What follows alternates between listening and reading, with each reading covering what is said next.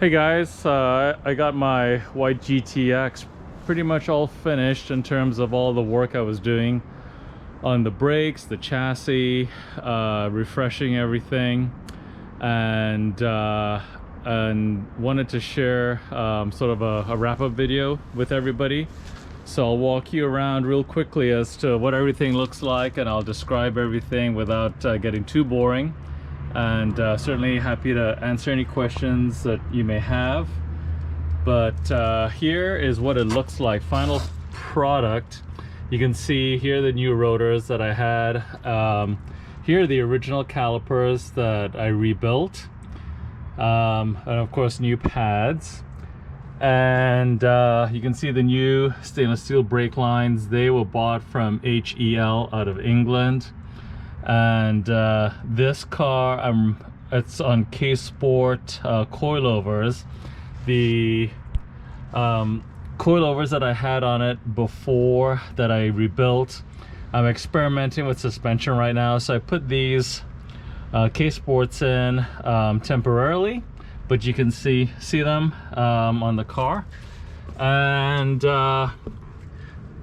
I rebuilt all the axles. You can see all the lateral arms have been powder coated, and then I made all the bushings on my lathe. So that was a total of 8 for the rear.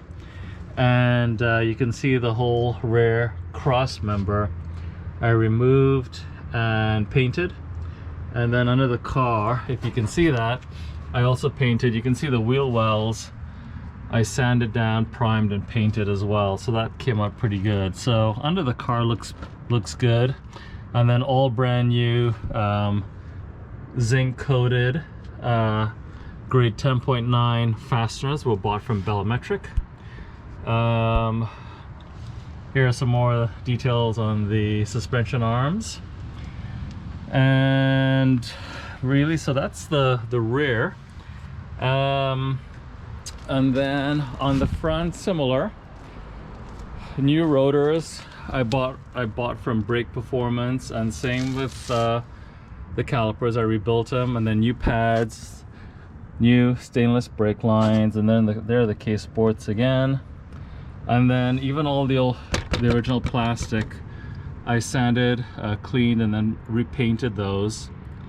And here's the wheel wells. So everything came out looking pretty good. And here's under the car, you can see the new end links. And then I powder coated the sway bar. And then I made the sway bar bushings as well at home, because you can get new sway bar bushings for this car. And of course this car uses a very large diameter front sway bar. You can also see the cross member that supports the transmission and engine. I removed that and then also powder coated that. Under the radiator support, I also painted that and detailed it. Same with here. Tow hooks I powder coated. So everything came out really well. A lot of work and a ton of time went into it, but the car drives really well. And just took it out for an alignment, and it aligned very well also. So I'm pleased with how everything came out, and now I'm good for quite a few years now to log some miles on it. I also just bled the brakes again, so it was a little bit soft coming home from the alignment shop. So now I've got really good pedal pressure. And you've seen under the hood here, so no need to go through that again. But just real quickly, when I got the car, the cowl here was badly damaged, so I had a spare cowl from another car that I had a while back, and I just sanded down and painted, and then also did the same thing with the wiper arms.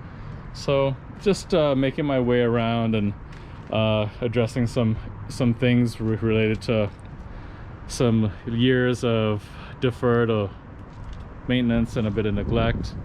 but it's come a long way and the car is running well. The next video that I do in this car, you'll see a custom-made 2.5-inch mandrel stainless exhaust from the downpipe all the way back. I'm building that with my good friend Blake, and you can stay tuned and check that out, and there'll be some more details about that exhaust coming up. But hope you enjoy this update. I'm glad to finally have the car finished, suspension, brake wise and chassis wise, and glad to start driving it and enjoying it. So hope everybody's doing well, hope everybody's enjoying the early spring, and more to come. Take care. Bye.